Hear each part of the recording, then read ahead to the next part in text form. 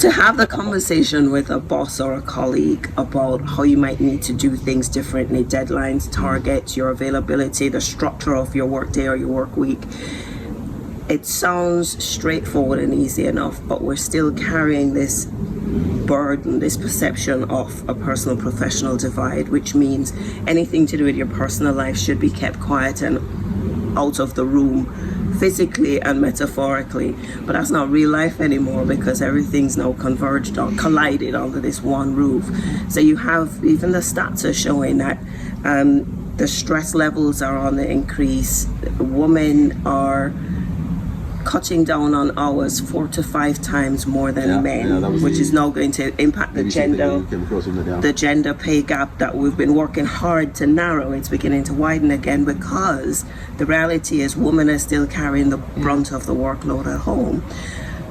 To have the conversation with a partner or the family, if you've not done it before, is a brand new conversation to have. And sometimes it challenges woman as well. It challenged me when we had to have that conversation, because it challenged my assumption or my definition of what it meant to be a good mother or a good wife, if I was now saying we need to share these roles and responsibilities. No. But the chores have gone through the roof, work has come into the home, children need to be looked after, homeschooled, vulnerable adults or parents need to be looked. It's going to impact well-being and productivity, and we've seen that happen already. Even the assumption of, even if it happens to be the guy who's going out to work, there was one friend that we were talking to, and he was saying his brother, when lockdown happened, just changed his commute to being a walk to the bottom of the garden. But he'd literally leave the house at 7, go down to the bottom of the garden.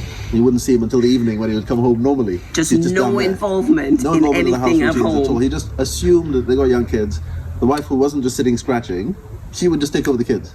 So it's like, no conversation, that's yours, I'm going to go do my thing. And I don't know how they, even the brother was saying, he doesn't know how they got through the 3 months. For 3 months he got away with that. I mean, that's a whole lot of patience. They have to have some proper conversations. But it's tough, because even there, how the roles and responsibilities get divided could be tradition, could be what you've seen happen before, it could be cultural.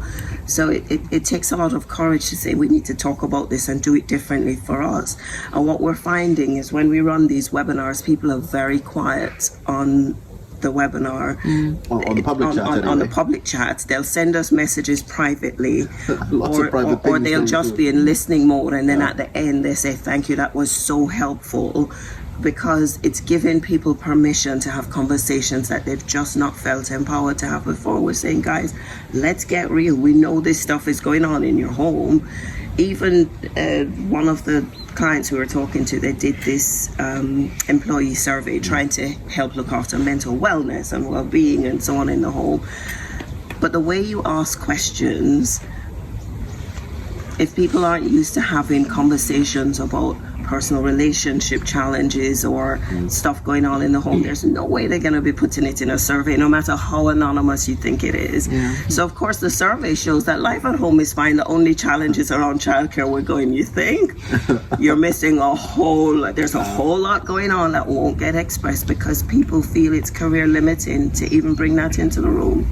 So we keep pushing the boundaries on what's normal conversation, and saying if ever you're going to fix this personal professional divide and really have a sustainable lifestyle, really look at individual well-being and mental health, so that they can turn up fully focused and really engaged with work and feeling supported. If you don't get that right now, you're going to lose people. And the stats are showing they're starting to lose women again. Sometimes we tend to just stay in that frustration, and the anger or the resentment would build.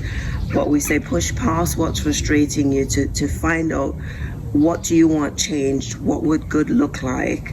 And then ask for it. So, in Habit 3, we talk about ask, don't assume. That's how we unpack it to address this issue in particular, that we have to get better at asking for the things that we need for the relationship to work, or else the warmth and the intimacy will be replaced by resentment and frustration. So there's the ask of the boss and colleagues, there's the ask of the partner and family. The third ask is the ask of yourself, which is really the biggest ask, the most important ask, but because we're not used to it, we start with the other two. and build up to this. But this ask of yourself is the why that will drive where you create healthy boundaries, or how you recognize where boundaries haven't been healthy around the people and things that are important to you. And it will also influence the ask that you make of your partner and of your boss.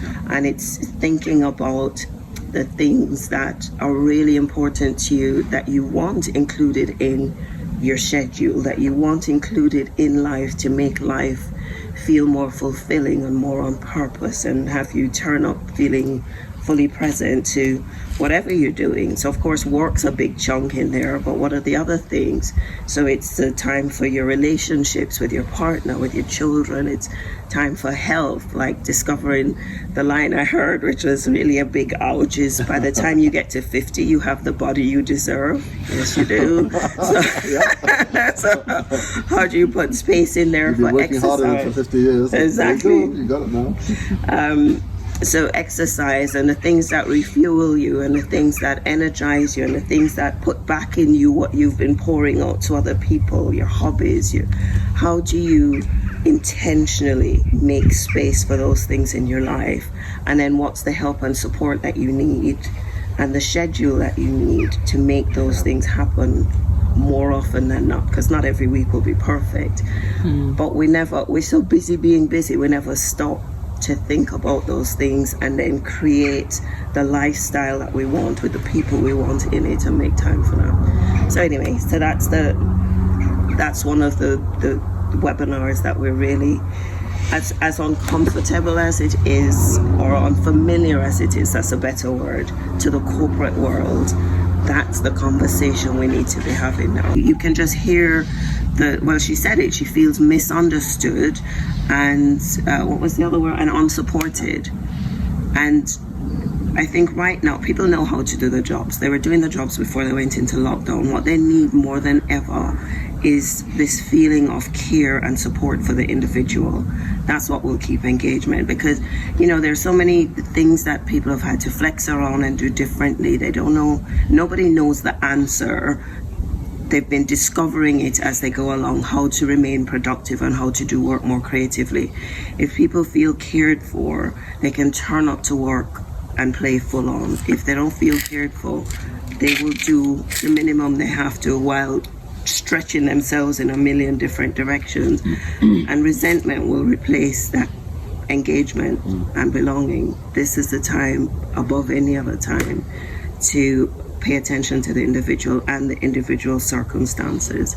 The better you get that, as we always say, when the relationships are strong, people will find ways to overcome the obstacles. When the relationships are weak, the people can become the obstacles themselves.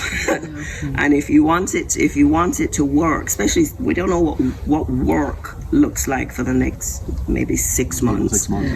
If you want people to turn up and be their creative, innovative selves, you have to make sure that they can have peace around them, whatever that means to their situation. Otherwise, it's just not going to be sustainable.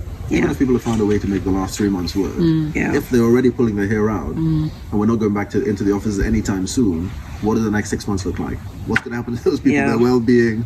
Will they stick around in the organization? Who knows? So we're saying now is the time. So there are a number of organizations, thankfully, are starting to wake up and have the conversation. The whole person, yes, is an employee, but they're a mom or a dad or a brother or a daughter. There are other parts of life that need to be fitted into this puzzle, and we're never good at having that conversation. But now work has invaded the safe space of home. We have to get good at that conversation, or else people will fall apart at the seams and leave the job at the same time. It's just, one of the things we say is that multitasking is overrated. It might be a short-term solution, but that's not a long-term strategy. That's not having a sustainable work-life balance if you want people to be healthy. We're already fatigued, overworked, doing this 24/7 digital culture going into lockdown. if we don't get this right, we'll be a broken nation coming up. Women are cutting their hours 4 to 5 times faster than men, or more than men, and it's impacting the gender pay gap to be widened by 20 or 50% now. So just reversing everything that we've been working on.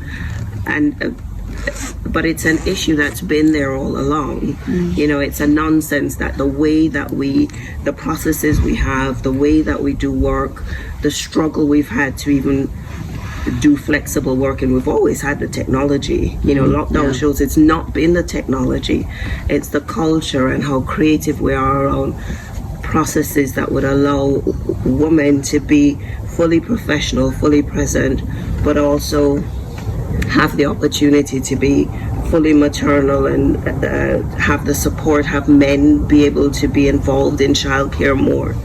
It's the way that we do life is outdated, and this is the chance to shake it all and create something that would work for men and women. 50% of the workforce is just ruled out because of crazy processes and assumptions about what the workday should look like.